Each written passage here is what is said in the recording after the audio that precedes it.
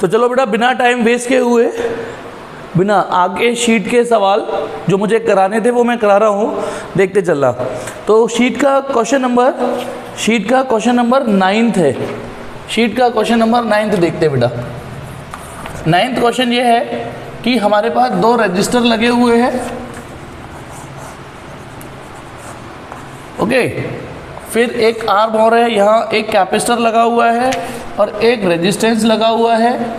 उसके बाद यहाँ पर एक 6 वोल्ट की बैटरी लगी हुई है और ये एक और रेजिस्टेंस लगा हुआ है। वैल्यूज़ में लिख रहा हूँ, ये 2 ओम है, ये 3 ओम का रजिस्टर है, ये 4 ओम का रजिस्टर है, ये 0.2 माइक्रोफेराड है और ये 6 वोल्ट है और ये 2.8 ओम है। तो सवाल ने ये पूछा है calculate the study current in 2 ohm register in the following network. ये जो 2 ओम रजिस्टर है इसमें कितनी करंट जारी होगी ये हमको निकालना है।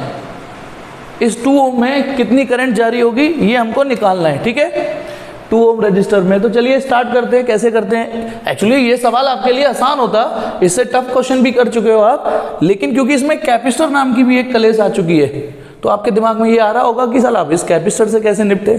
तो चलिए आपको बताता हूँ। देखिए कैपेसिटर की प्लेटों को गौर से देखिएगा, कैपेसिटर की प्लेटों को गौर से देखिएगा। आप ये देखिए, यदि ये किसी सर्किट में लगा हुआ है, एक बैटरी और एक कैपेसिटर, और एक बैटरी और ये तार टूटा हुआ है, क्या इसमें करंट होगी? आप कहोगे नहीं, क्योंकि सर सर्किट टूटा हुआ है। तो सेम यहां पर भी करंट नहीं होती। आप अभी के लिए इतना ही समझिए कि जिस डीसी में ना, जब कैपेसिटर, ये बैटरी जो होती है, जब इसमें कैपेसिटर लगता है तो वो सर्किट में करंट नहीं जाने देता। हालांकि इसमें कंडीशन अप्लाइड है, आगे पढ़ोगे, डीसी को नहीं जाने देता। डीसी जो बैटरी की करंट होती है, इस करंट को नहीं जाने दे सकता। अच्छा इसमें भी तो नहीं हो सकती ना करंट, इसमें नहीं हो सकती ना करंट क्योंकि सर्किट टूटा हुआ है। आप अच्छा ये बताओ, ये किसका सिंबल है? की लगी हुई है ये, और ये हटा दूं तो क्या हो गया? की ऑफ है, यानी ये सर्किट टूटा हुआ है, करंट नहीं होगी इसमें। तो सेम इसमें नहीं सेम कैपेसिटर में ना करंट नहीं होती डीसी।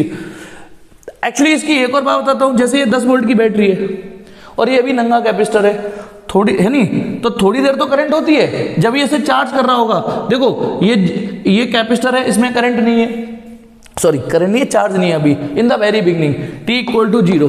फिर थोड़ी देर के बाद क्या होगा? थोड़ी देर के बाद क्या होगा? ये 10 वोल्ट की बैटरी, इसमें चार्जिंग प्रोसेस स्टार्ट हो गई, कुछ चार्जिंग प्रोसेस स्टार्ट हो गई, पिछले चैप्टर में आपने पढ़ा होगा। मान लो ये 10 वोल्ट का है, ये 4 वोल्ट से चार्ज हो गया।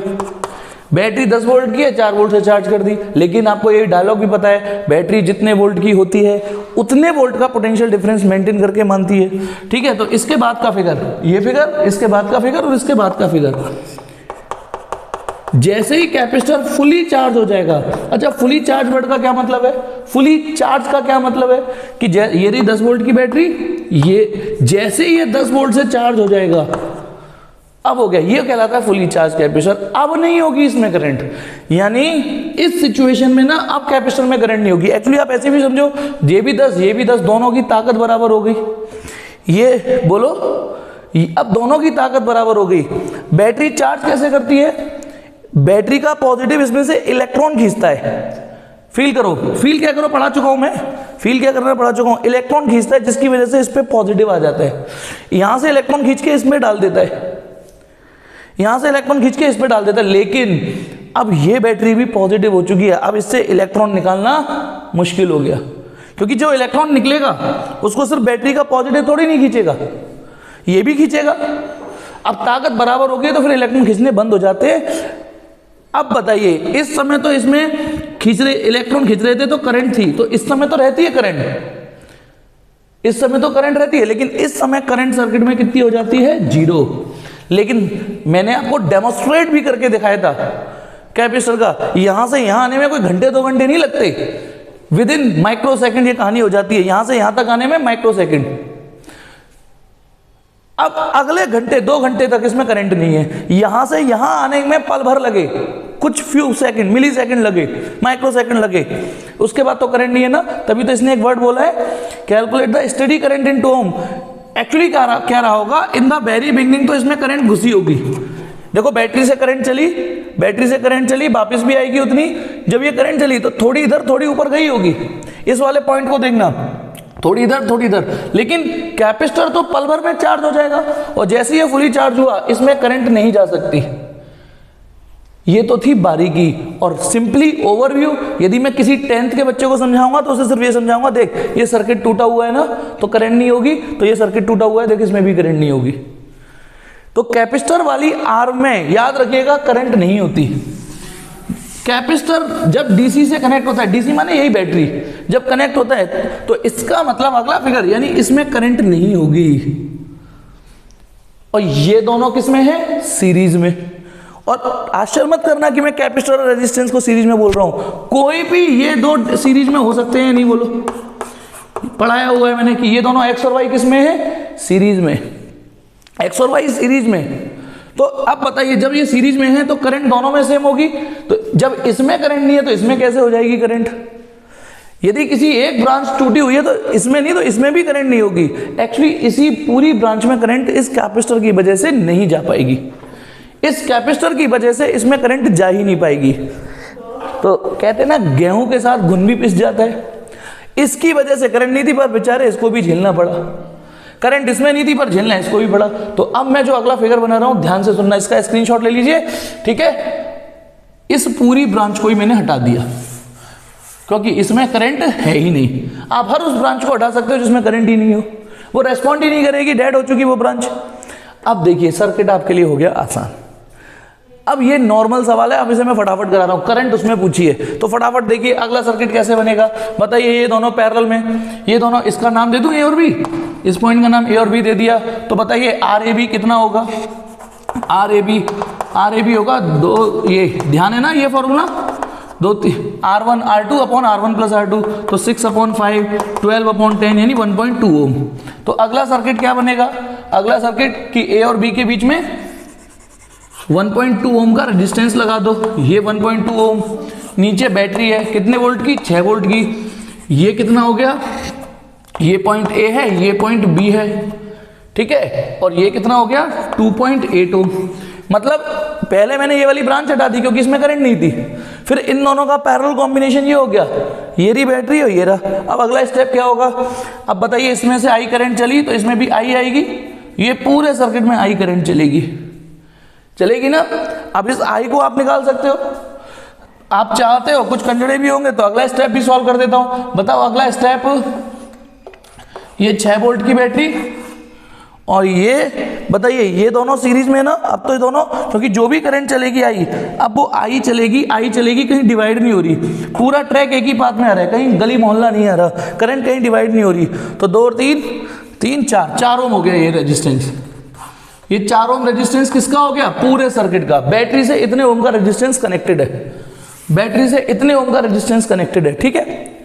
अब बताइए, अब इसमें से आई करंट गई, आई वापस आई, इस आई को निकाल सकते हो? बताइए इस आई को कैसे निकालेंगे? इस आई को, ये 6 वोल्ट, तो बताइए 6 वोल्ट इस पे आ गया, आदत डालो बेटा ऐसे, यानी बैटरी अपना सारा वोल्टेज उस पर लुढ़का देगी, ड्रॉप कर देगी। बैटरी नहीं तो ये डालो, बैटरी जितने वोल्ट की होती है उतने वोल्ट का पोटेंशियल डिफरेंस मेंटेन करती है उन दो पॉइंटों के बीच में जिनसे वो कनेक्टेड हो। इससे बैटरी कनेक्टेड है, डायरेक्टली कनेक्टेड है, तो ये सारा 6 वोल्ट उस पर चला जाएगा। तो अब उस पर V = IR लगा दो, इस पर V = IR। मैंने एरो, मैंने थोड़ी लैंग्वेज नहीं लिखी, वरना लैंग्वेज होती है using V = IR across 4 ohm resistor. मैंने एरो लगा दिया कि मैं इस पर V = IR लगा रहा हूं। तो इस रजिस्टर पर वोल्टेज कितने हैं? 6। इस पर जो करंट जा रही है, करंट वही वाली जा रही है I। रेजिस्टेंस कितना है? 4। तो करंट कितनी हो गई? 3/2 एम्पियर। 6/4 यानी 3/2 एम्पियर, 1.5 एम्पियर करंट हो गई। Net current 1.5 ampere, 1.5 ampere current हो गई। लेकिन हमको तो ये करंट निकालनी थी ना, ये वाली करंट निकालनी थी। क्वेश्चन में साफ साफ बोला कि calculate the current through across 2 ओम। हम में से अब कई कंजड़े ये तक नहीं निकाल पाएंगे कि अब इसमें कैसे करंट निकालें। आपने बेटा ये नेट करंट निकाली है, अभी देखो ये वाली करंट निकाली आपने, ये वाली, आपने ये वाली करंट निकाली है, ये वाली, लेकिन ये बीच में जाके इसको दो हिस्से में टूट गई। मतलब ये 1.5 एम्पियर है, ये 1.5 एम्पियर है, डेढ़ कुछ डेढ़। मैंने क्या बोला, ये 1.5 एम्पियर निकाल दिया आपने। ये 1.5 कुछ इधर फिर वापस 1.5। चलिए अब उसमें कैसे निकालें, तो याद दिलाता हूं, गौर से देखो, इसी में ही, इस वाले फिगर में, अब इस वाले फिगर में, अब मैं वैसे तमीज से सीक्वेंस में नहीं करा रहा कि now in figure this, now in figure दिखाना। अब इस फिगर में इस पर V equal to I R लगा रहा हूं। देखो एरो मैंने यहां से कर दिया, इस पर V equal to I R लगा रहा हूं, समझ गए? इस पर V equal to I R लगा रहा हूं, तो कितनी करंट जा रही है इस पर? देखो ये रही करंट, वही करंट जा रही है जो आपने निकाली है, 3/2। कितना रेजिस्टेंस है इसका? 1.2। तो ये कितना हो गया? 0.6 थी, 1.8 वोल्ट इस पर, यानी एक तरीके से VAB, A और B के पोटेंशियल डिफरेंस आ गया 1.8 वोल्ट। मैंने क्यों निकाला है ये वोल्टेज, क्यों निकाला है ये वोल्टेज, अभी समझ में आएगा। अब इस फिगर पे आ जाओ, नाउ इन फिगर वन,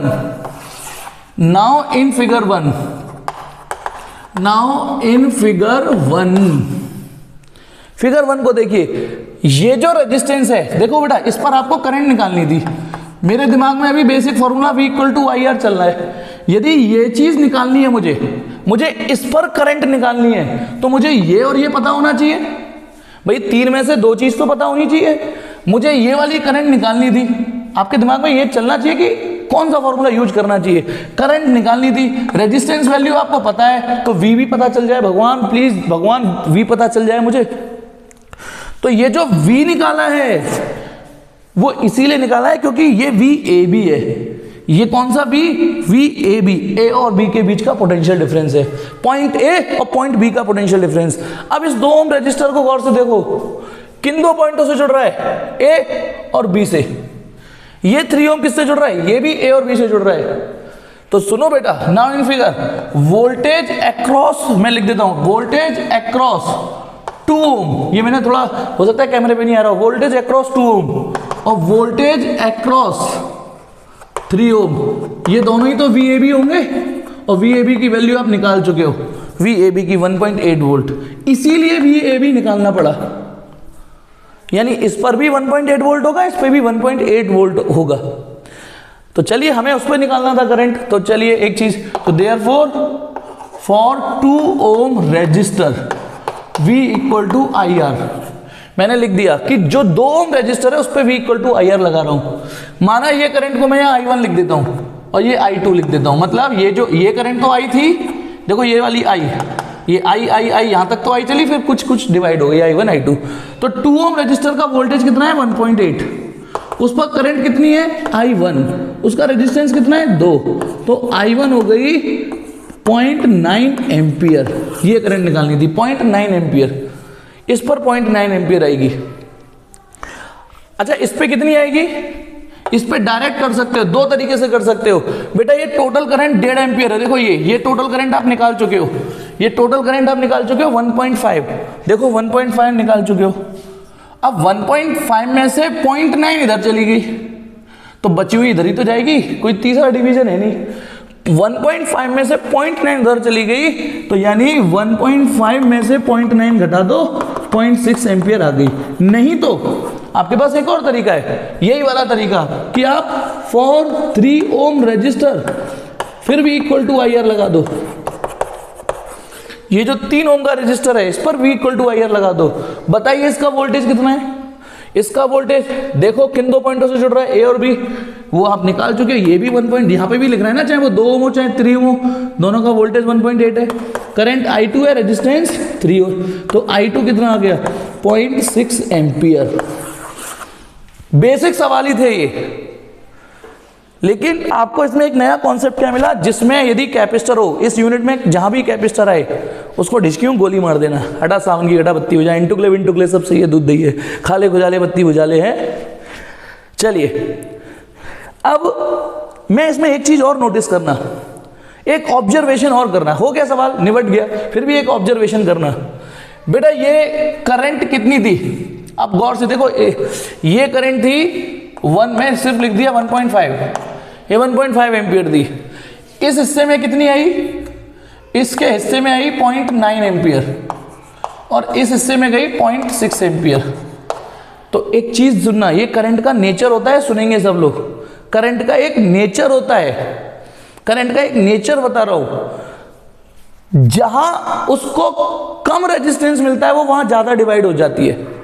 मतलब देखो यहां 1.5 एम्पियर दी है ना, अब इसके पास दो ट्रैक आ रहे हैं, एक रास्ता है 2 ओम का, एक रास्ता है 3 ओम का, इनमें से ज्यादा रेजिस्टेंस कौन सा, 3 ओम। तो 3 ओम वाले में तो कम करंट गई है, चेक करो, और 2 ओम वाले में ज्यादा करंट हुई। मतलब करंट ना हमेशा लो रेजिस्टेंस पाथ को प्रीफर करती है, लो रेजिस्टेंस पाथ को ज्यादा प्रीफर करती है। कहते हैं ना, माँ बाप सभी बच्चों को बराबर प्यार करते हैं, घंटा प्यार करते हैं बराबर, ठीक है। तो ये मान के चलो, ये करंट जो है ये दोनों बच्चों को बराबर प्यार नहीं करती, जिसका रेजिस्टेंस कम होता है उसको ज्यादा प्यार करती है। तो देखो इन दोनों में किसका रेजिस्टेंस कम था, इसका रेजिस्टेंस कितना था दोनों का, एक का 2 ओम एक का 3 ओम। तो 2 ओम वाले में तो ज्यादा करंट डिवाइड हुई, यानी 1.5 में से 0.9 उसने ले लिया और 1.5 में से 0.6 ही गया उसमें। आप देखिएगा ये धीमे धीमे, पता है ये बात से आपकी प्रैक्टिस कैसे बढ़ेगी, जब आपको ये पता लगने लग जाएगा, दिमाग की घंटी बन जाएगी टन की करंट हमेशा लो रेजिस्टेंस पाथ को प्रीफर करती है। तो आप ना जब धीमे धीमे जब प्रैक्टिस बढ़ जाएगी, तो मैं आपको, ये तो बेसिक तरीका है, टेस्ट मैच वाला तरीका है, टुक टुक, इससे बढ़िया आउट नहीं होगे। लेकिन एक फ्री हिट वाला बताता हूं, आउट तो उसमें भी नहीं होगे, यदि आप पे वो शॉट खेलना आ जाए तो उसमें भी नहीं आउट होगा, लेकिन फटाफट हो जाएगा। बताइए टोटल करंट आपने निकाल ली 1.5 एम्पियर, इस 1.5 एम्पियर को 3:2 में डिवाइड कर दीजिए, क्योंकि रेजिस्टेंस 2:3 है। मतलब जिस रेशियो में रेजिस्टेंस होंगे, जिस रेशियो में रेजिस्टेंस होंगे, ऐसे समझो रेजिस्टेंस का रेशियो 2:3 है ना, इसको 2:3 में ही डिवाइड कर लो, इसको 2:3 में ही डिवाइड करो। तो 2:3 में जब करंट का डिवीजन आएगा, तो बताइए 1.5 एम्पियर को 2 ऐसे हिस्से में कर लीजिए कि उनका दिमाग में कर सकते हो, बचपन में किया होगा। तो बताइए एक करंट 2x तो एक 3x, 2x प्लस 3x का, भाई 2:3 में करंट डिवाइड करनी है, तो एक करंट 2x हो गई, एक 3x हो गई, दोनों का टोटल 1.5 एम्पियर आना चाहिए। तो 5x इक्वल टू ये, तो x इक्वल टू 0.3। तो बताइए तो 2x करंट कितनी होगी, 0.6 एम्पियर, और 3x करंट कितनी होगी, 0.9 एम्पियर। देखा आपने फटाफट, ये ट्रिक है, हो सकता है सबको नहीं समझ में आ रही हो, वीडियो को बार बार देखना, आ जाएगी कि करंट जितनी भी टोटल है, जो टोटल करंट है, कोई ओम्स लॉ की जरूरत नहीं है। यदि टोटल करंट जितनी है, ठीक है ना, जिस रेशियो में रेजिस्टेंस होगा उसी रेशियो में करंट को डिवाइड कर लो।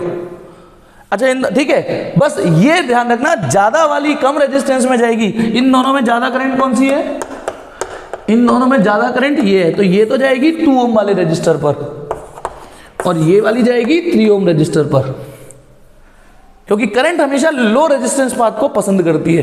तो एक्चुअल में जो थ्योरम है वो ये है, यदि रेजिस्टेंस का रेशियो 2:3 है, सुनिए अब आप, यदि रेजिस्टेंस का रेशियो 2:3 है, तो उन पर मौजूद करंट का रेशियो पलट जाता है, ये हो जाता है, ठीक है, याद रखिएगा। यदि रेजिस्टेंस का रेशियो 2:3 है, तो उन पर दौड़ने वाली करंट का रेशियो पलट जाता है।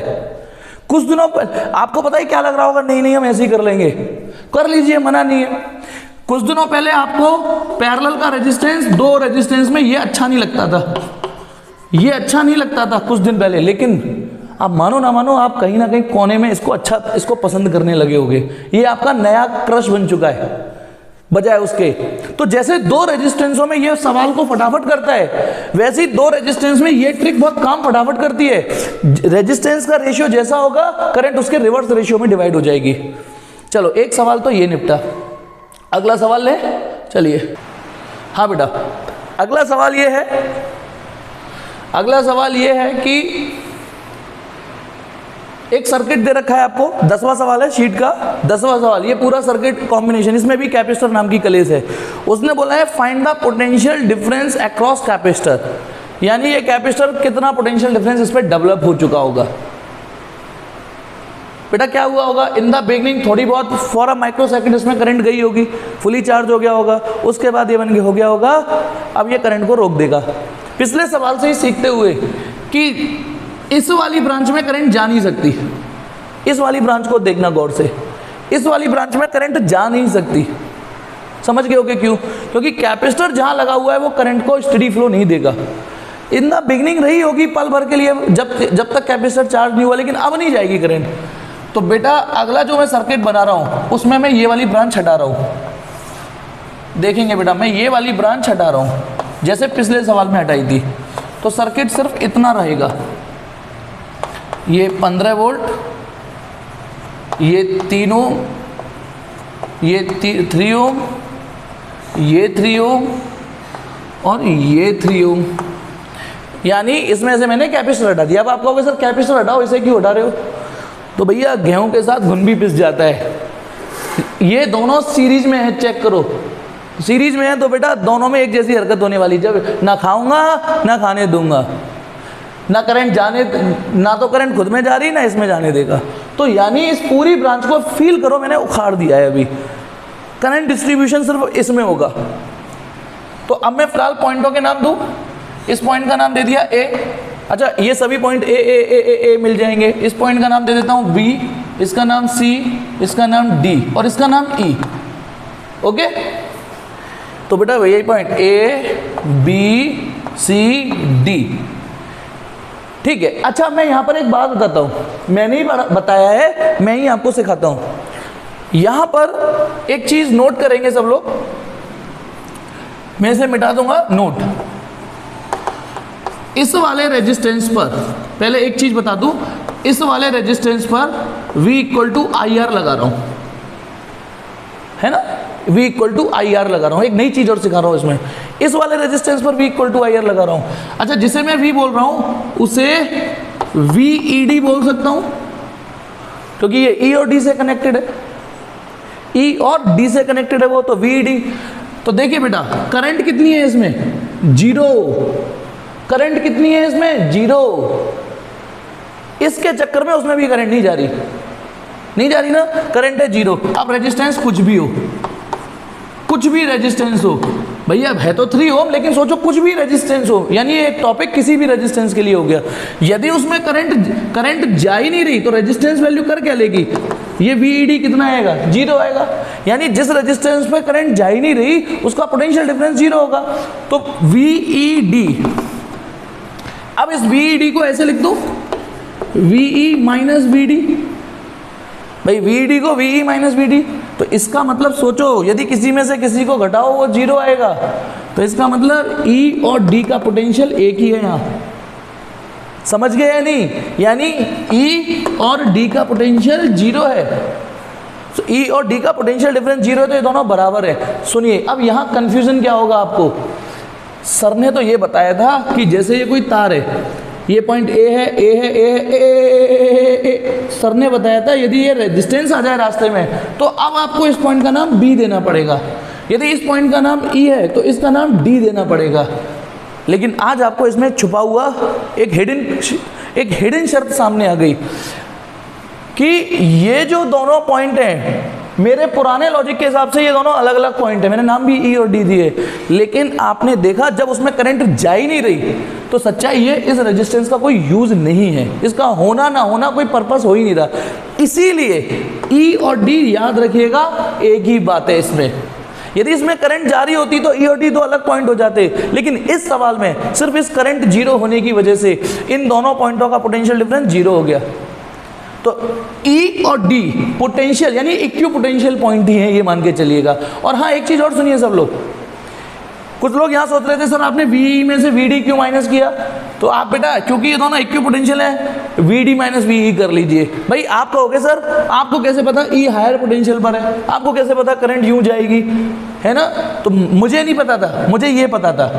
तो आप चाहे कुछ किसी में से किसी को माइनस कर लो, तो ये बात समझ में आ गई, तो मैं इसे मिटा के यहाँ लिख देता हूँ, ठीक है। इसको पॉज करके समझ लीजिए, मैं इसी बात को समरी यहाँ लिख देता हूँ। तो अभी अभी जो टॉपिक मिटाया उससे ये सीखा आपने, उससे ये सीखा कि सिंस नोट, ये नोट सीखा है कि E और D एक ही बात है इस समय।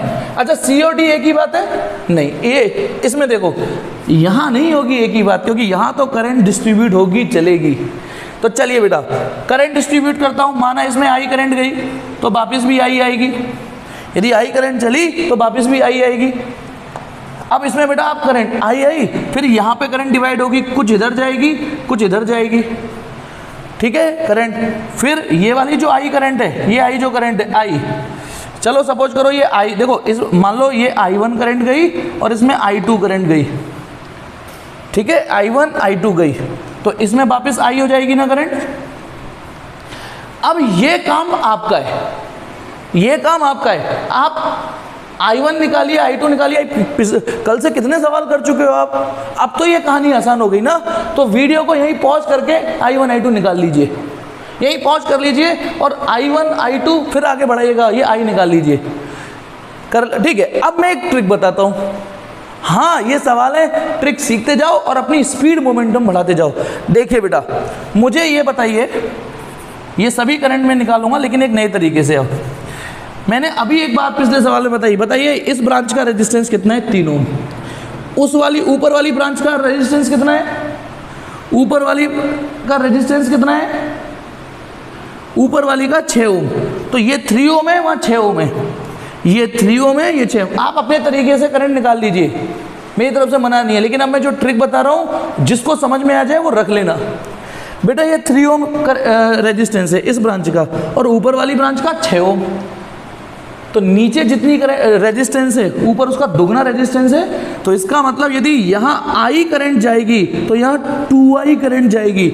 अभी जो ट्रिक बताई थी करंट रिवर्स रेशियो में चली जाती है, जिसका रेजिस्टेंस कम होता है इन दोनों में। भाई इस पूरी ब्रांच को, अगले फिगर को केवल दिमाग में फील कर लीजिए। अगला फिगर में क्या करूंगा, 3 और 3 6 लिख दूंगा अगले फिगर में। भाई ये 3 ओम और ऊपर 6 ओम, यही तो लिखूंगा बस। भाई ये 3 ओम, ये रहा 3 ओम, ऊपर का 6 ओम ये रहा। तो अब बताइए, यानी यदि यहाँ करंट आई जाती है इस वाली ब्रांच में तो नीचे उससे दोगुनी करंट जाएगी, जाएगी नहीं जाएगी? तो आप ये I ये 2I, तो इस करंट को 3I मान लीजिए, 3I कि ये 3I करंट है, ठीक है। तो जब आप इसको सॉल्व करोगे, इसको सॉल्व कर लीजिए, ठीक है, फटाफट सॉल्व कर लीजिए। कर पाओगे या नहीं कर पाओगे? कहीं मैंने रायता तो नहीं बिगड़ दिया? चलिए मैं ये मान रहा हूँ। अब देखो ओरली कर रहे हैं, ये 6 ओम ये 3 ओम, 6 और 3 का जो इक्विवेलेंट आएगा वो 2 ओम आएगा, यानी इस पूरे का 2, 2 और 3 5, 2 और 3 5, ठीक है 5 ओम। तो 5 ओम लगाए 15 वोल्ट से टोटल करंट 3 एम्पियर होगी। ये 3 एम्पियर करंट होगी, तो 3 एम्पियर में से, ठीक है 3 एम्पियर में से 3 एम्पियर, तो ये हो गई 1 एम्पियर, ये हो गई 2 एम्पियर और ये हो गई 3 एम्पियर। मतलब मैंने अपने तरीके से कर लिया। आपको यदि बसर लग रहा है तो मैं बेटा करंट डिस्ट्रीब्यूशन में हटा देता हूँ, जो मैंने बताया मैं केवल आंसर लिख देता हूँ। इस वाली में करंट आ रही है 1 एम्पियर, इस वाली ब्रांच में आ रही है 2 एम्पियर, 1 इधर 2 इधर, 1 एम्पियर इसमें 2, तो इसमें इन दोनों का कॉम्बिनेशन हो गया 3 एम्पियर, टोटल 3 एम्पियर। ये बेटा आपने कर लिया होगा, वीडियो पॉज करके अपने तरीके से कर सकते हो। मुझे कुछ और सिखाना है। अब पहले इसमें करंट डिस्ट्रीब्यूशन निकाल दिया, यानी इस मेन बैटरी से करंट निकली 3 एम्पियर, वो आगे जाके इधर 2 एम्पियर उधर 1 एम्पियर डिवाइड हो गई। अब निकालना क्या है, हमें इन कैपेसिटर का पोटेंशियल डिफरेंस निकालना है। हमको निकालना ये है VB माइनस VE। तो क्वेश्चन क्या है बेटा, क्वेश्चन ये है कि हमें VB माइनस VE निकालना है, ये निकालना है, क्योंकि कैपेसिटर इन्हीं 2 पॉइंटों से तो कनेक्टेड है, कैपेसिटर B और E से कनेक्टेड है, तो मुझे कैसे भी VBE पता चल जाए। अब इस सवाल से आप हर सवाल से कुछ ना कुछ नया सीख रहे हो, हर सवाल से कुछ ना कुछ। तो देखिए VBE, अच्छा मुझे ये बताइए, मैं VBE नहीं पता चला, मुझे VB माइनस VD पता चल जाए तो एक ही बात है ना ये। मुझे VB माइनस VE ना पता चल के VB माइनस VD पता चल जाए तो एक ही बात है, ऊपर देखो, क्योंकि E का पोटेंशियल और D का पोटेंशियल एक ही बात है, तो ये की बजाय ये पता चल जाए, VB माइनस VE पता कर लो या VB माइनस VD, एक ही बात है।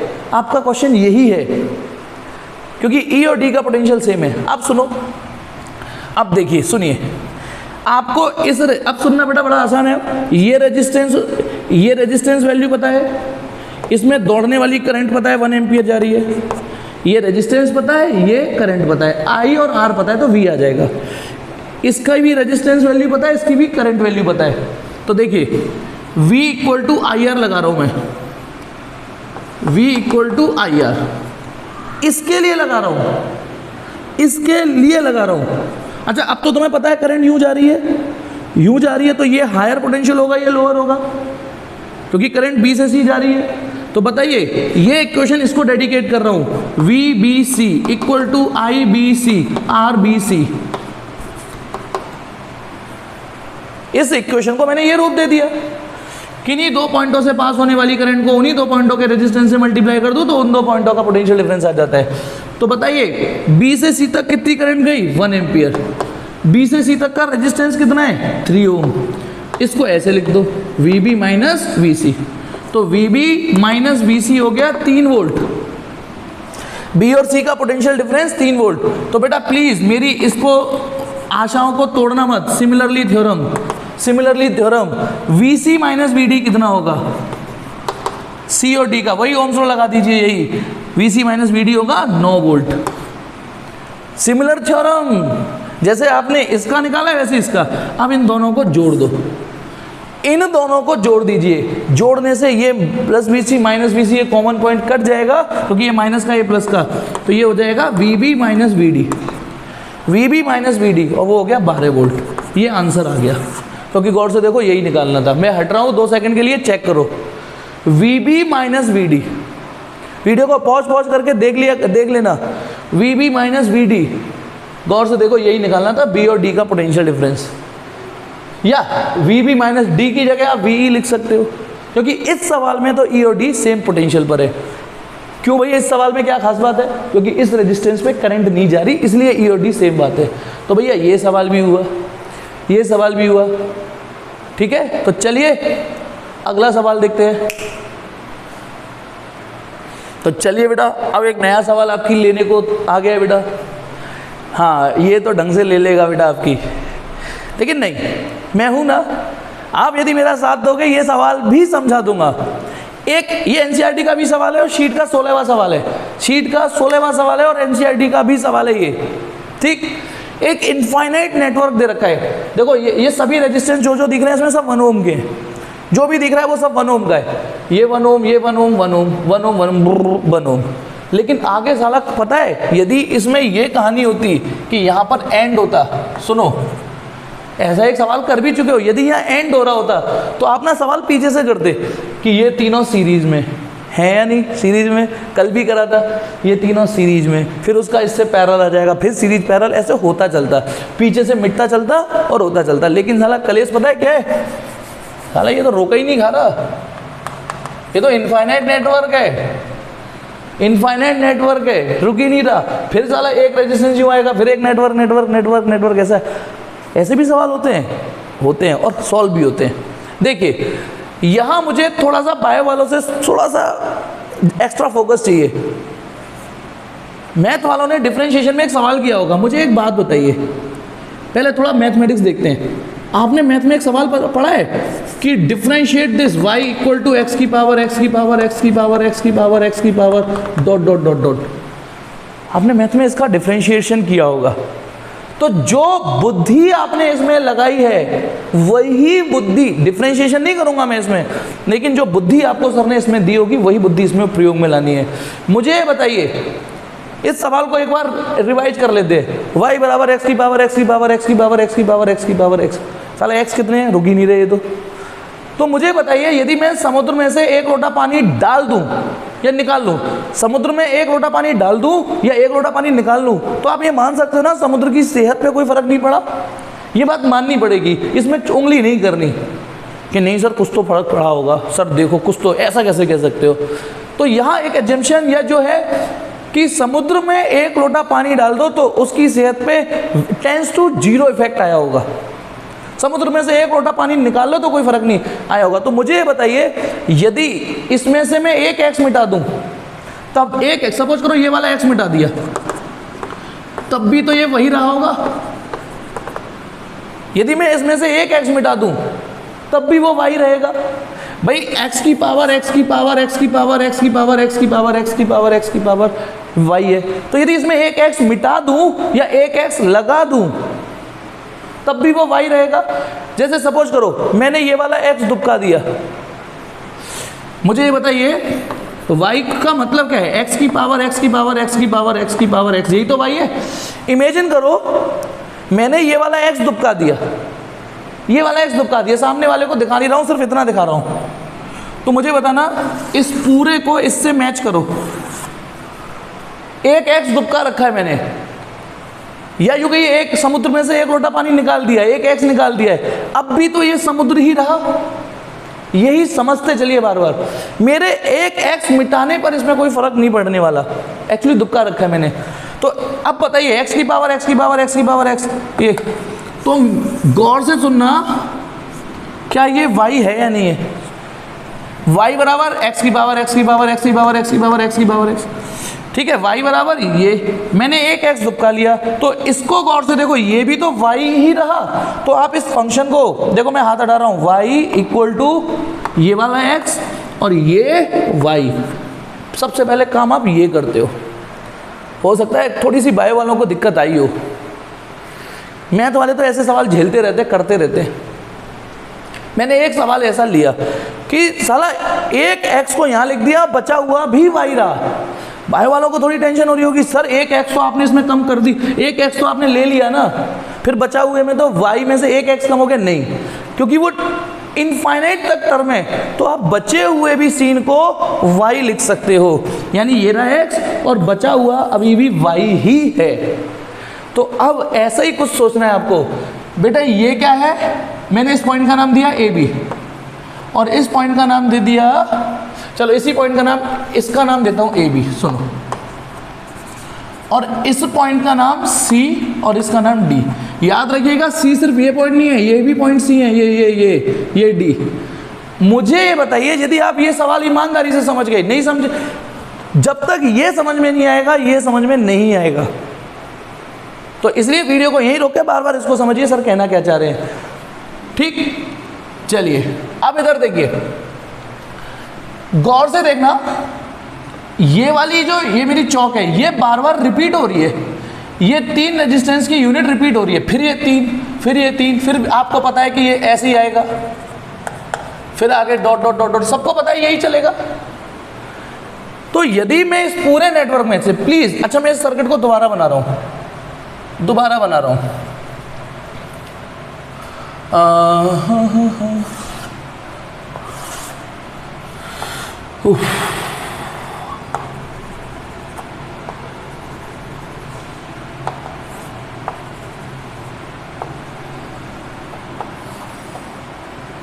थोड़ा छोटा बड़ा बन गया, उसको दे इग्नोर मारना।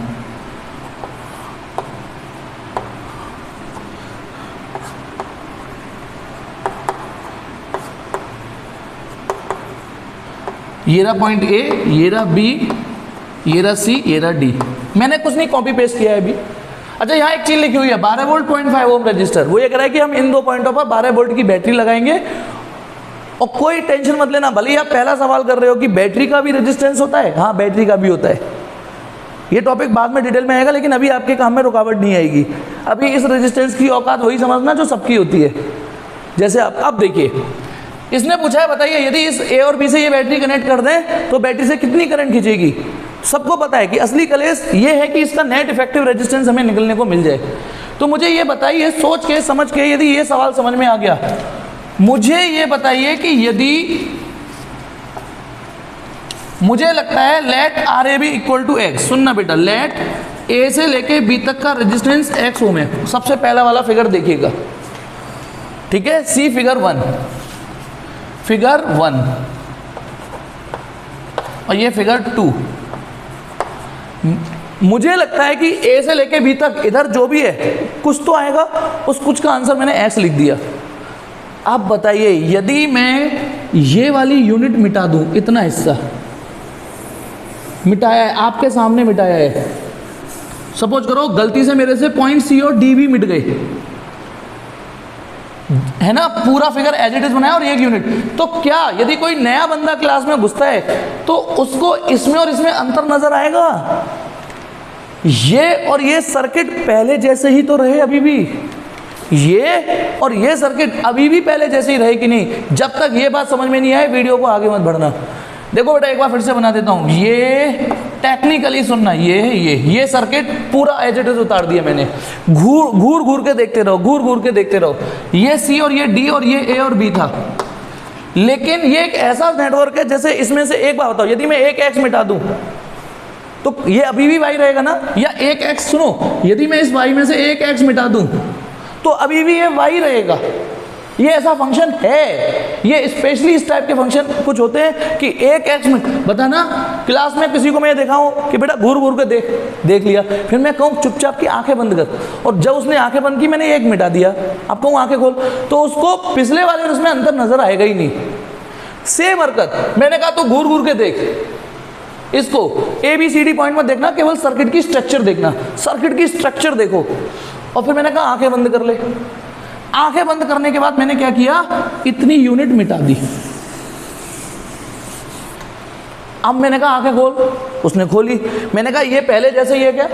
वो कहेगा हाँ ये तो पहले जैसा है, आपने कुछ किया ही नहीं। जी हाँ, मैंने इतना सर्किट मिटा दिया। देखो ये 3 रेजिस्टेंस उखाड़ दिए स्टार्टिंग से, ये रहने दिया, तो ये अभी भी पहले जैसा ही है। तभी तो मैंने एक डायलॉग बोला कि समुद्र में, ये समुद्र है क्योंकि इनफाइनाइट नेटवर्क है, समुद्र में से 1 लोटा पानी निकाल दिया मैंने, 1 लोटा पानी, ये है 1 लोटा पानी निकाल दिया इसमें, तो अभी भी ये समुद्र रहा। इसका मतलब ये कि यदि ए से लेके बी तक के इधर का रेजिस्टेंस मैंने x ओम माना है, इस नेटवर्क के इधर का रेजिस्टेंस x ओम माना है, तो जब आप फिगर 2 देखोगे, ये फिगर 1 को देख के, तो जब फिगर 2 देखोगे तो बता सकते हो, बताइए RCD कितने ओम का होगा? पॉज कर लीजिए वीडियो, सोचिए। RCD यदि ए से लेके बी तक इधर का रेजिस्टेंस x ओम है, ए से लेके बी तक का इधर का रेजिस्टेंस x ओम है, तो मैंने एक यूनिट मिटा दी, ये मिटा दी, तो बताइए सी से डी तक का इधर का रेजिस्टेंस कितना होगा? यदि आप इस फिलिंदा ब्लैंक्स को भर सकते हो तो सवाल हो गया अब आपका। यदि ये समझ गए तो यही चीज अप्लाई करना, बताना ये पूरा फंक्शन क्या है, y, और एक x मिटा दिया तब भी वो y रहा, ठीक है ना? ए रहा x, इसको मिटा दूं तो ये बचा हुआ अभी भी y है। तो यानी यदि a से लेके b तक का इधर का रेजिस्टेंस x ओम है, तो c से d तक का इधर का रेजिस्टेंस x ओम ही होगा, ये ही होगा। तो मैंने तो अपनी ताकत झोंक दी, अब आप अपनी भी ताकत झोंकिए। चलिए ठीक, अब सुनिए बेटा मैं क्या कर रहा हूं, अब मैं इसको नए तरीके से डिजाइन कर रहा हूं। एक बार फिर से इस सर्किट को नया डिजाइन कर रहा हूं। बताइए ये वाला रेजिस्टेंस, देखिए ये वाला, जहां जहां उंगली कर रहा हूं वो देखते चलना है। ये वाला रेजिस्टेंस 1 ओम, ये वाला रेजिस्टेंस 1 ओम, फिर ये पॉइंट कौन सा है, C, ये कौन सा है, D। इतने का रेजिस्टेंस मैंने हटा के x ओम लिख दिया। अब ये चीज समझिए, क्योंकि RCD, इसको देखिए, इसके इधर का रेजिस्टेंस ये सब कितना है, ये सब है x ओम, इन सब की जो वैल्यू निकलेगी वो x ओम है। तो मैंने इन सब को हटा के C और D पर, देखो इसके इधर को एक निचोड़ के x ओम लिख दिया इस पे। समझिए इसको क्या किया मैंने, ये रहा रेजिस्टेंस, ये रहा, ये वाला, ये वाला, और इसके इधर वाला देखो, ये जो हल्का सा डॉट डॉट है ये मैंने खींची है, इसके इधर का रेजिस्टेंस x ओम लिख दिया है, और इस पूरे का भी रेजिस्टेंस x ही होगा। C से देखो ये जो लाइन मैंने खींची है, इसके इधर का भी रेजिस्टेंस x ओम है और A और B के इधर भी x ओम है। तो चलिए इसे सॉल्व करते हैं। ये दोनों किसमें, पैरेलल में, ये 1 ओम, ये वाला, ये 1 ओम, ये वाला, ठीक है, ये वाला 1 ओम, और इन दोनों का पैरेलल कॉम्बिनेशन ये आ जाएगा x अपॉन x प्लस 1, वही वाली trick R1 R2 upon R1 plus R2, मानो मत मानो, ठीक है। तो इन दोनों का पैरेलल कॉम्बिनेशन ये हो गया। ये कौन सा पॉइंट है ए, ये कौन सा पॉइंट है बी, ए और बी पर एक बैटरी लगेगी, बाद में लगा दूंगा, चलो वो लिख रखा है ये चीज़ है। अब ये तीनों किस में है, सीरीज में, तो सीरीज में फॉर्मूला क्या लगेगा बताइए भाई। अब यदि मैं कहूँ टेक्निकली ए से लेके बी तक ये तीनों सीरीज में, तो ये कितना 1, ये x अपॉन x प्लस 1, ये प्लस 1, भाई ये तीनों सीरीज में, तो तीनों का टोटल ये आएगा। पर आर ए बी हम ऑलरेडी भी बोल चुके हैं कि आर ए बी एक्स ओम भी होगा, मतलब हम इन द बिगनिंग मान चुके थे कि माना ए से लेके बी तक का रेजिस्टेंस एक्स ओम है, तो भैया पूरा रेजिस्टेंस हम इसे x भी मान चुके हैं, तो इसको लिख दिया मैंने वापस x। इधर सॉल्व के साथ सॉल्व भी कर रहा हूँ, 2 plus x upon x plus 1। Solve करते हैं, सॉल्व करें, एलजीएम लें, तो ये हो गया X square plus X equal to 2x plus 2 plus X. मेन सवाल हो गया, अब इधर मत ध्यान दीजिए, जो चीज़ थी, फिर भी बेटा डाउट क्लास में शाम को कोई भी हो मैसेज कर देना, मैं दोबारा बता दूंगा कि कौन से पॉइंट पे आपको दिक्कत हुई। क्या कर रहा था मैं, हाँ ये यहाँ जाएगा तो एक्स स्क्वायर प्लस एक्स, ये हो जाएगा 2x प्लस 2, तो बेटा ये हो गया 3x, X square minus 2x minus 2 equal to 0। इसको धराचार्य से सॉल्व करते हैं, धराचार्य से ही होगा बेटा, ठीक है, धराचार्य से सॉल्व करते हैं। तो x इक्वल टू, मैं तो भूल भी गया, माइनस बी, तो प्लस 2 हो जाएगा, ये plus minus B square under root B square minus 4ac, B square कौन है भाई साहब 4, minus 4ac plus 8 upon 2a। समझ जाओ, वो माइनस था तो वो मैं क्यों बता रहा हूँ आपको, अपने आप करिए। ये हो गया 8 और 4 12 का मतलब होता है 4 3 12 2 root 3, 2 plus minus 2 root 3 upon 2, एक 2 कॉमन आके x equal to 1 plus minus root 3। तो बेटा 1 माइनस रूट 3 को आप हटा दोगे, केवल ये वाला लोगे, क्योंकि रेजिस्टेंस नेगेटिव नहीं होता, क्योंकि 1 में से रूट 3 घटाओगे तो नेगेटिव आ जाएगा ना भाई। एक 1 माइनस रूट 3 जो आंसर आएगा वो नेगेटिव आएगा, रेजिस्टेंस नेगेटिव नहीं होते, ये जो रेजिस्टेंस इस टाइप के होते हैं। तो x की वैल्यू आ गई 1 प्लस 1.73 टू 2.73 ओम। ये किसकी वैल्यू आई है, ये इस पूरे नेटवर्क की वैल्यू आ चुकी है, इस पूरे नेटवर्क के रेजिस्टेंस वैल्यू ये आ चुकी है। अब करंट कैसे निकालोगे वो भी बता दूं, बताइए। ये रहा पॉइंट ए, इस ए और बी के बीच का नेट रेजिस्टेंस कितना है x, भाई पूरे का भी तो रेजिस्टेंस x है। इस पे लगेगी 12 वोल्ट की बैटरी, है ना, 12 वोल्ट की बैटरी, लेकिन इस 12 वोल्ट की रेजिस्टेंस की बैटरी का भी एक थोड़ा सा रेजिस्टेंस है 0.5 ओम। तो ये जो रेजिस्टेंस है, क्योंकि आप सवालों में पहली बार कर रहे हो, आप तो धीमे तो यूज टू हो जाओगे, तो इस रेजिस्टेंस को हमेशा इसके साथ सीरीज में ले लेना है, बस ध्यान रखना हमेशा सीरीज में,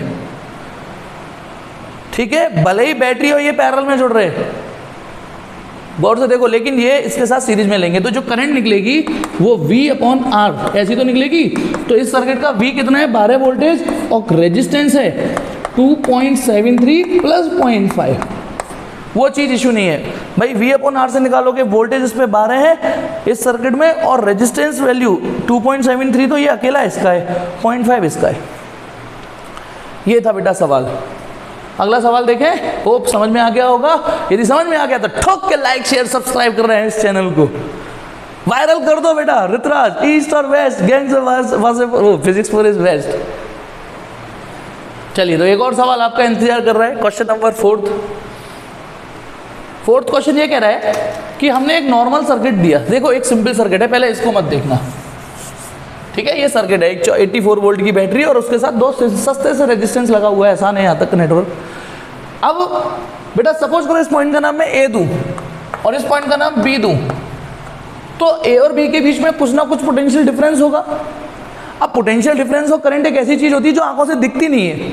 वायर में करंट जाते हुए थोड़ी नहीं दिख जाएगी, ओ हाँ सर बहुत जोर की करंट जा रही है, दिखेगी थोड़ी नहीं। तो करंट मेजर करने के लिए आप एमीटर लगा दोगे उसके, यदि कहीं करंट, ये वायर है इसमें करंट जा रही है, दिखेगी थोड़ी नहीं, तो रास्ते में आप एमीटर लगा दीजिए। अब ये करंट एमीटर से होते हुए जाएगी, एमीटर बता देगा। तो ammeter is a current measuring instrument. ऐसे यदि कोई रेजिस्टेंस है, इसमें करंट जा रही है, तो इस पॉइंट और इस पॉइंट पर कुछ ना कुछ पोटेंशियल डिफरेंस होगा। तो यदि आपको ए और बी का पोटेंशियल डिफरेंस मेजर करना है, ए और बी का, तो ए और बी पर एक वोल्ट मीटर लगाओगे आप। तो वोल्ट, ये एमीटर तो करंट के साथ रास्ते में लग जाता है, तो जिस करंट के रास्ते में लगाओगे वो करंट मेजर हो जाती है। और ये वोल्ट मीटर जिन दो पॉइंटों पर लगाओगे उन दो पॉइंटों का पोटेंशियल डिफरेंस मेजर करता है। ये जिन दो पॉइंटों पे लगाओगे उन दो पॉइंटों का पोटेंशियल डिफरेंस मेजर करता है। तो वो ये कह रहा है सवाल, एक सर्किट है, पहले तो आप मतलब इसमें ए और बी के अक्रॉस पोटेंशियल डिफरेंस मेजर करने के लिए एक वोल्ट मीटर लगा दिया है, एक वोल्ट मीटर लगा दिया है, और वोल्ट मीटर का खुद का रेजिस्टेंस है 400 ओम। अब वोल्ट मीटर ऐसा थोड़ी है भगवान है सुपर कंडक्टर है तो इसका रेजिस्टेंस नहीं होगा, तो वो कह रहा है इसका रेजिस्टेंस 400 ओम है। तो क्वेश्चन उसने ये बोला है, दो क्वेश्चन कि वोल्ट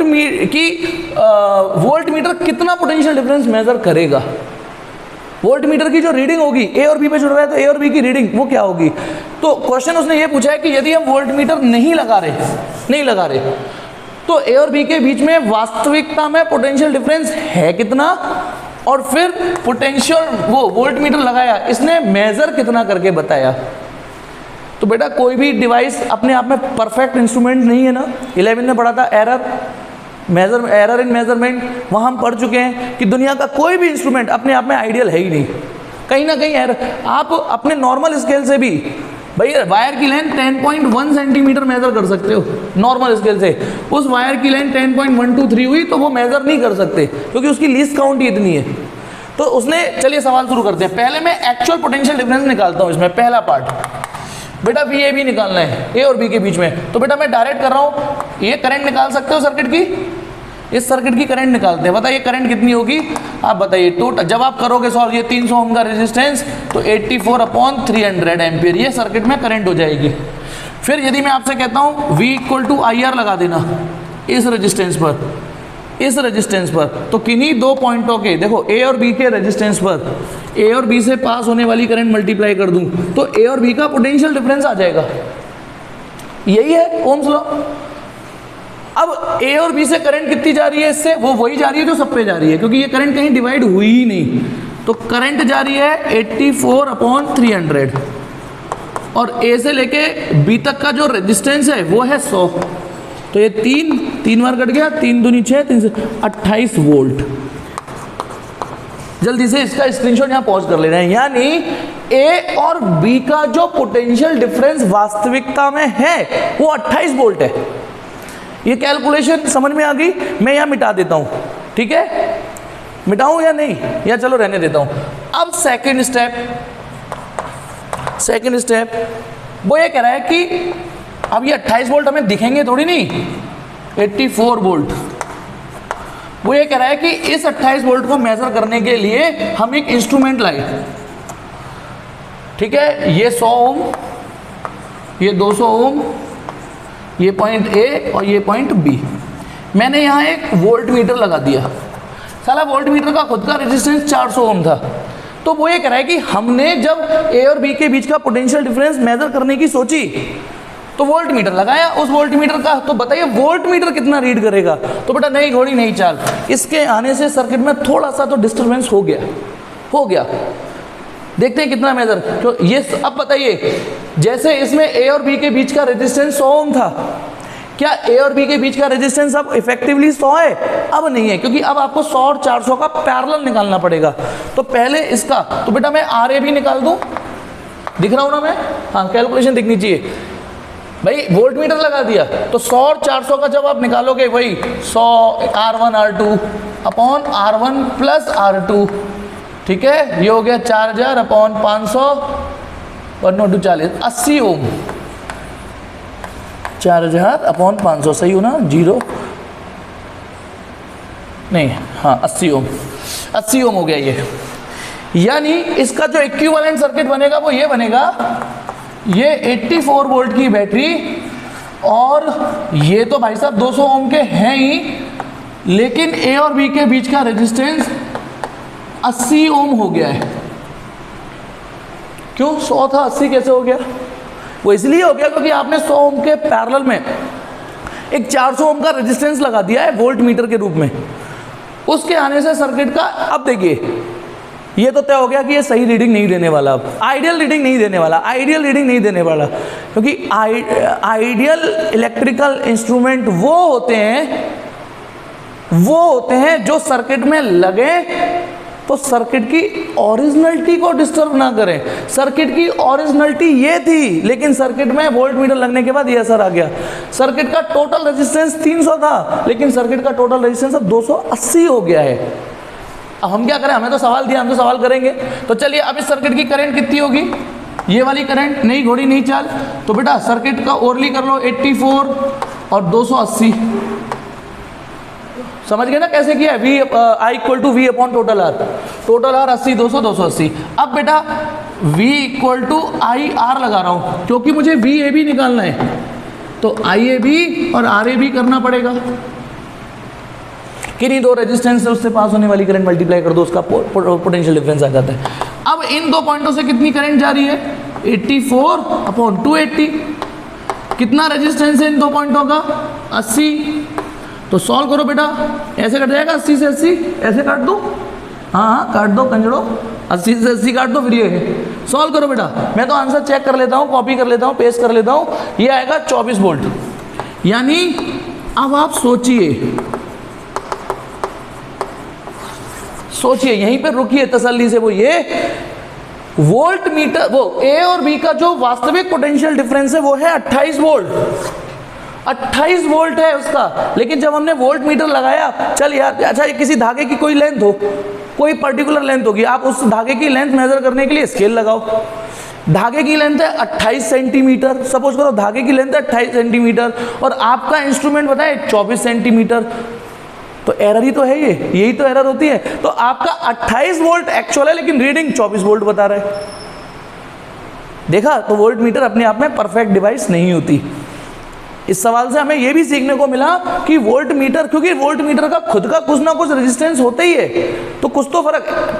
अब इस सवाल में मैंने एक तीसरा मसाला और डाला है, वो मैंने डाला है। सवाल तो ये एक्चुअल में इतना ही था, लेकिन तीसरा सवाल मैंने डाला है इसमें।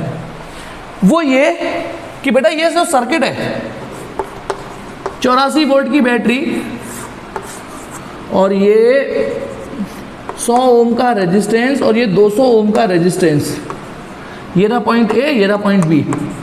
अब इन दो पॉइंटों का यदि पोटेंशियल डिफरेंस मेजर करना है, आपको नापना है, ए और बी का पोटेंशियल डिफरेंस मेजर करना है। बेटा दिक्कत ये है कि वोल्टेज दिखेगा नहीं, और ये भी नहीं कर सकते तराजू पे तोलने से, इंस्ट्रूमेंट ही करेगा।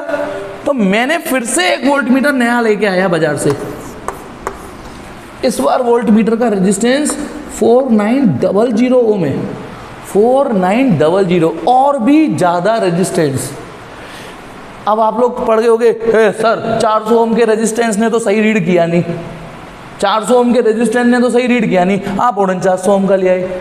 नहीं, ये सवाल आपको ये क्लियर करेगा कि वोल्ट मीटर वो अच्छा होता है जिसका रेजिस्टेंस जितना ज़्यादा हो। ये अभी आपको सॉल्यूशन से समझ में आएगा।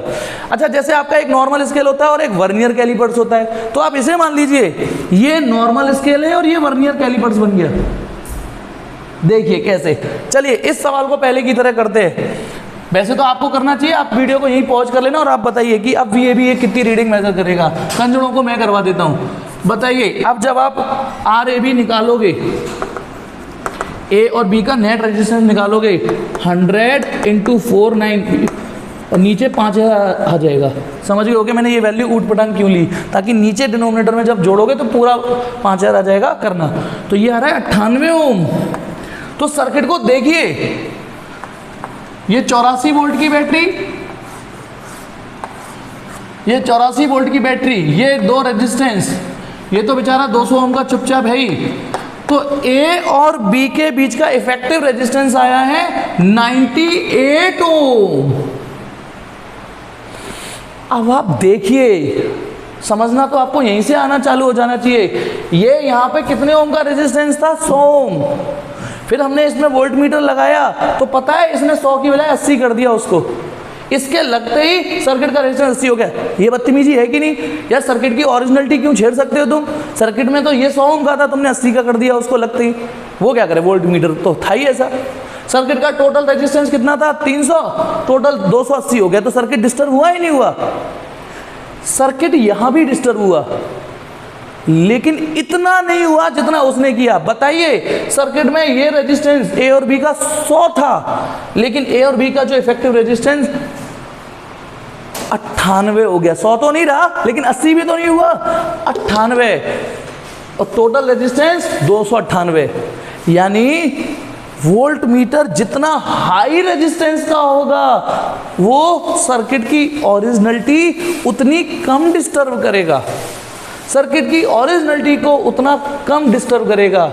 ये बात यहां से समझना। अच्छा, एक और तरीके से बताता हूं बेटा। ये बताइए, ये जितना देखो, पहले करंट सीधे सीधे यूं जा रही थी, उसके रास्ते में उसके कहीं डिवाइड नहीं होना लिखा था, कहीं नहीं डिवाइड होगी, मैं तो सीधे जाऊंगी, सीधे जा रही थी। लेकिन वोल्ट मीटर लगने के बाद करंट के साथ क्या हुआ, करंट यूं चली, उसके बाद उस करंट को कुछ यूं और कुछ नीचे डिवाइड होना पड़ेगा, क्योंकि अब नीचे भी जाएगी कुछ ना कुछ, उसकी मजबूरी बन गई।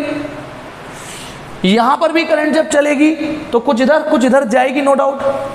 लेकिन इस बार जो करंट चली है उसकी नीचे जाने की मजबूरी कम है। मैक्सिमम करंट अपने ओरिजिनल सर्किट पे ही, ओरिजिनल रेजिस्टेंस पे ही दौड़ेगी, क्योंकि मैं पिछले 2-3 सवालों में समझा चुका हूं, करंट जब चलती है और जब डिवाइड होती है तो जहां रेजिस्टेंस ज्यादा होता है उसमें वो कम जाती है। तो इसका मतलब यहां ओरिजिनलिटी डिस्टर्ब हुई, पर ना के बराबर। ठीक है, तो चलिए इसको सॉल्व करते हैं। अब बताइए IAB कितनी होगी, या आई इस सर्किट की जो पूरी करंट होगी, पूरी current, total voltage upon total resistance 298। तो जब आप VAB निकालोगे इस फॉर्मूले से, IAB इंटू RAB, है ना, A से B तक, तो करंट इस पर वही दौड़ रही है 84/298, और रेजिस्टेंस कितना है 98। तो बेटा मैं आंसर कॉपी कर लेता हूं और आप आंसर देखेंगे कहां गया, 27.62 वोल्ट। तो मैं ये नहीं कहूंगा कि ये आइडियल रीडिंग दे रहा है, लेकिन काफी करीब तो दे रहा है। इसकी तरह कंजड़ा तो नहीं है कि ए और बी पर वोल्टेज एक्चुअल में 28 वोल्ट थे, लेकिन ये वोल्ट मीटर बता रहा है 24 वोल्ट, और ये वोल्ट मीटर क्या बता रहा है 27.62। तो जैसे हमारे normal scale vernier caliper screw gauge होते हैं, वैसे ही वोल्ट मीटर भी अलग अलग सेंसिटिविटी के आते हैं, अलग अलग लीस्ट काउंट के आते हैं। ये भी वोल्ट मीटर है, ये भी वोल्ट मीटर है, पर इसकी रीडिंग इससे ज़्यादा एक्यूरेट है। और सुनो बेटा, 100% 0% एरर वाला तो दुनिया में कोई भी इंस्ट्रूमेंट नहीं है, लेकिन फिर भी ये काफ़ी अच्छा है। तो बेटा मुझे ये बताइएगा, मैं यहाँ एक क्वेश्चन देके छोड़ रहा हूँ, यदि ये वोल्ट मीटर इस वोल्ट मीटर से अच्छा है और इसने इतनी अच्छी रीडिंग दी, तो इमेजिन करो आइडियल वोल्ट मीटर यदि होगा तो उसका रेजिस्टेंस कितना होगा। ये मुझे मैसेज कर दीजिएगा, और नहीं तो कमेंट कर दीजिएगा कि यदि आइडियल वोल्ट मीटर कभी भविष्य में बन जाए तो उसका रेजिस्टेंस कितना होना चाहिए। तो बेटा आज के लिए इतनी क्लास, इतने सवालों को प्रैक्टिस करिए और आगे बढ़िए, और दबा के लाइक शेयर सब्सक्राइब करिए। अरे बढ़ाइए, आपका एक एक लाइक मुझे और मोटिवेट करेगा, अच्छे से अच्छे फिजिक्स डिलीवर करूंगा, अच्छे जोक सामने लाऊंगा, अच्छी शायरियाँ सामने लाऊंगा। ठीक है फिजिक्स, बाय बेटा।